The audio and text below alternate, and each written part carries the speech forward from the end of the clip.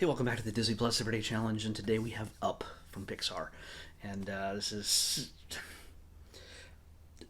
to say that this is a modern classic amongst Disney Pixar films, especially, is an understatement. It's a really simple story. It's a really it's hard to just whittle it down. First, we'll start with it. It came out in 2009, and it's an hour and 36 minutes long. And it just we have toys that are alive and cars that are alive and fish that talk and everything else. They tend to anthropomorphize tons and tons of things that aren't human. And this is one of the few Pixar films that focuses pretty much on real humans. It's made to be cartoonish. They're kind of little blocky and blobby. They're not meant to look real humanish, but Carl and Russell. Carl's the old man. Russell is the little boy who is doing his darndest to get his badge to help the elderly. His assisting the elderly badge for his scout troop, and they get mixed up in an adventure that neither of them planned on. When we first meet Carl, he's a little boy, younger than even Russell here, who is this is like the early 19 somethings. uh, he's watching talkies, he's watching films where they used to have newsreels before the films, and one of the things that they talked about in a newsreel before the movie, whatever movie he was going to see, is black and white, the olden days.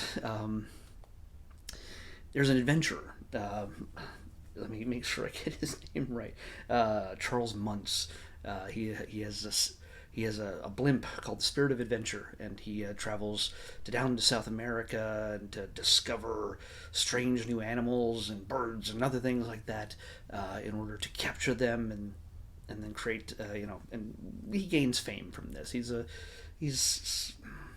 sort of a Lindbergh that uh, it's a mixture of Jane Goodall. I don't know. At least that's how we're meant to think of him. Until there's a controversial moment that Carl sees as a boy, that he might be a fraud, and he swears he's going to go off and search for these mysterious creatures, some of which could have been dinosaurs or whatever, down in South America, in a lost city, in a lost hidden area of South America, and never to return until he gets that prized creature and brings it back.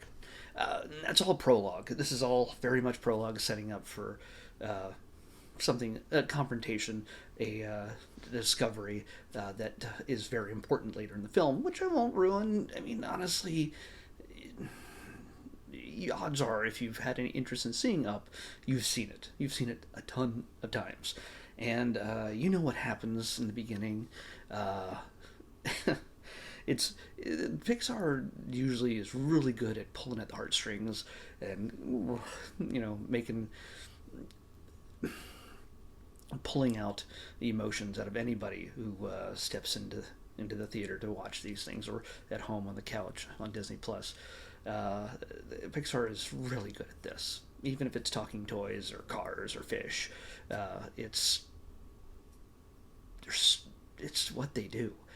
However, in Up, while that is a component of the entire film and they'll pull at your heartstrings later on in the film, this is the first one that does it pretty much in the first 10 minutes. In a big way. In a big way, where you get to see two people. Carl meeting the woman who became the love of his life as a child. And both having a spirit of adventure and wanting to travel to new worlds, travel to this place. They both idolize Muntz and want to follow in his footsteps and discover new worlds and creatures and everything else. And they get married soon enough, and life passes them by in many ways. They keep a jar full of change. They keep filling up to to go on that adventure to South America, then it just never really happens. Different things get in the way. Obviously, damage to the house that they live in, the beloved house where they met when they were kids. They bought, they painted it, fixed it up. It was dilapidated. It's, by the way, it's based on a real house that has yet to, as far as I know, has not been destroyed. Everything's been constructed around it, and it's based. There is a house. I think is it San Francisco? It's somewhere. I think in California. I could be completely wrong. Where the owner refused to sell, and it there's been construction all around it, and it still exists to this day. I think it may have changed since this movie came out. Hopefully not. But anyway, I don't want to really ruin the arc of this story, but you kind of figure that if this story is just involving Carl and Russell, somebody's not in the adventure for certain reasons.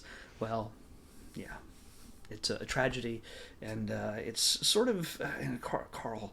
He's a curmudgeon-y, a lonely guy who he's sort of being forced out of his home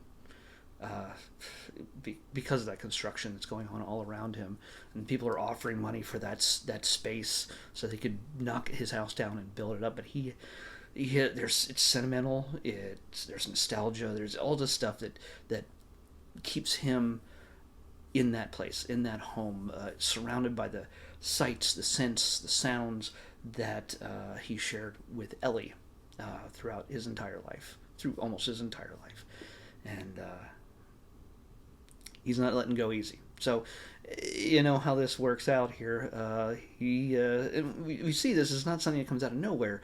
He's a guy who fills up balloons at the local park and gives them to kids, and he knows how to weight balance ratios and all the times they talked about going on adventures and doing humongous, crazy, wild things. He's learned a little bit about aviation and controlling things. So when they come to take him from his house, he decides to take the house with him.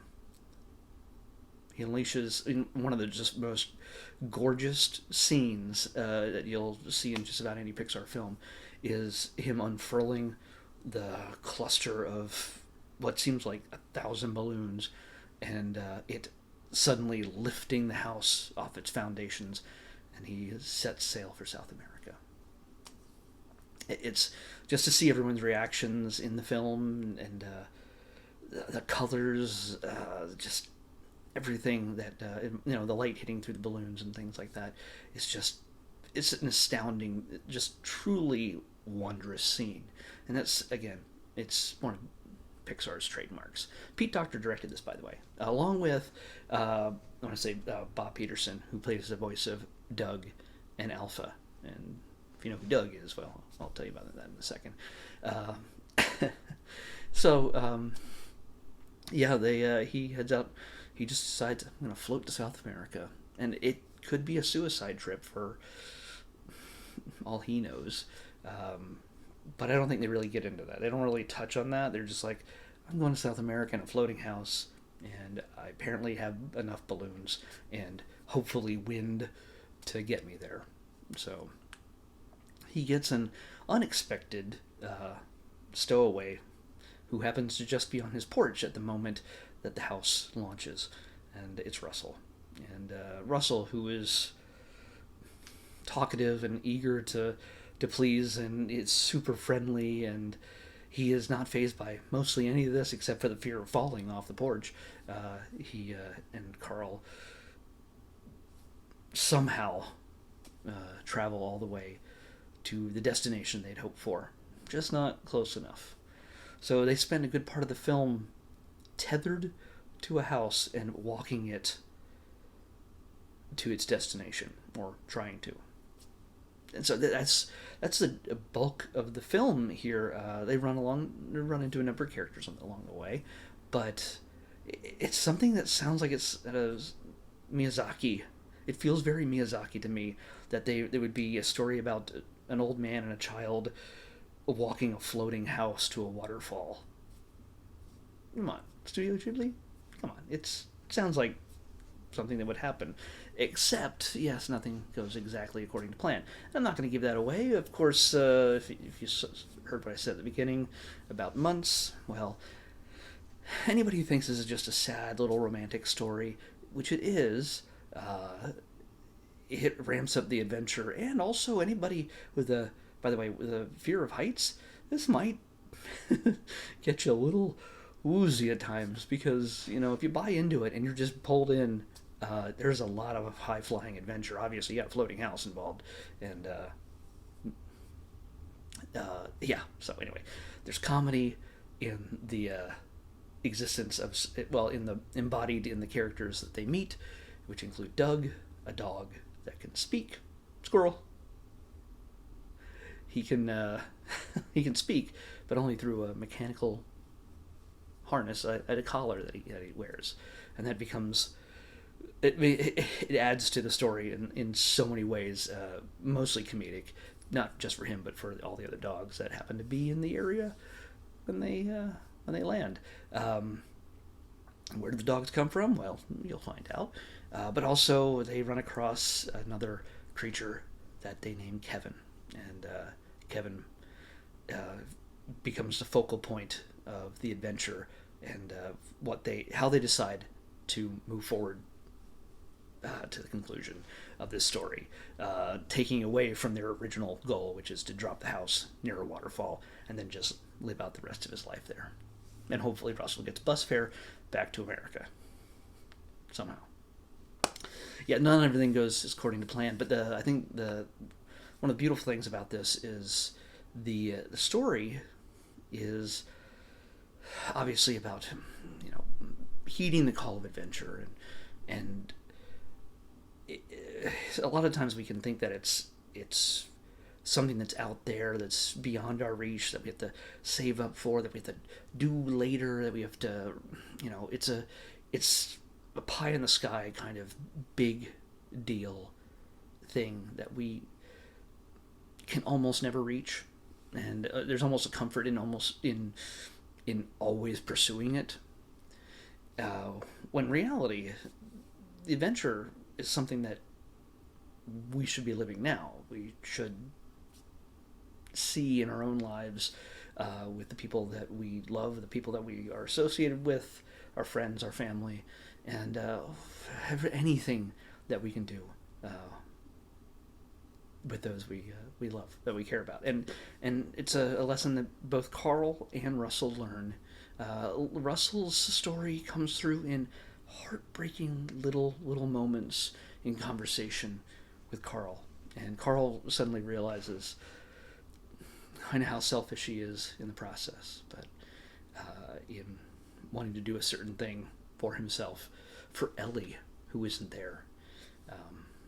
And it like I said, it pulls at the heartstrings. It's an emotional,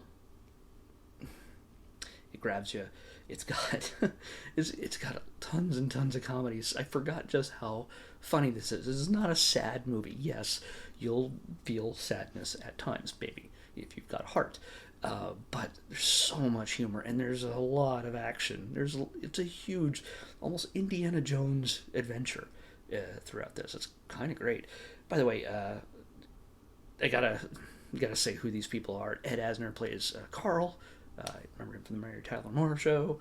Of course, John Ratzenberger shows up at some point. And I told you how Bob Peterson plays Doug. We got Jordan Nagai plays Russell, the little boy, but he's actually a man. I can't remember. It might be one of those situations where they brought one of the animators in to do the voice. I don't know. I can't remember. But Christopher Plummer plays Charles Muntz. Recently late Christopher Plummer plays a great, I don't want to give anything else away, but honestly, if you haven't seen this, you should probably just stop watching my video right now and play it on Disney Plus right now. It's going to fulfill every one of your needs when it comes to watching a movie. It's so beautifully done, and Pixar is great. They hardly ever drops the ball at any point when they release film, but this one is just a work of art. Beyond just beauty of the animation, the acting, and the storytelling, it's just, it hits every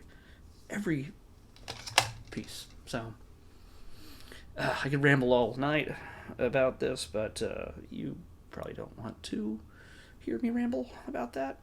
Those of you who don't have already stopped watching. Anyway, Up, highly recommended. Good grief. If you haven't seen it, see it now. Now. Just now. If you haven't seen it in a while, like I have not seen it in a while, revisiting it is going to be almost like a brand new experience for you. It's there's so many things I forgot about it, and it needs to be revisited. Like, if not monthly, yearly at least. So, let's pick tomorrow's episode. 642. Okay. 642. Way toward the top. Or bottom, depending on how you look at it. Huh. Alright. We're getting one of them documentaries. We've been going back and forth between movie, short the last few days. But we're going to do a documentary. I'm not sure if it's a series or if it's a single. It's probably a National Geographic thing. But we're going back to Egypt. Because we're going to look at Tut's Treasures, Hidden Secrets. Tut's Treasures, Hidden Secrets. Learn all about King Tut. The Child King.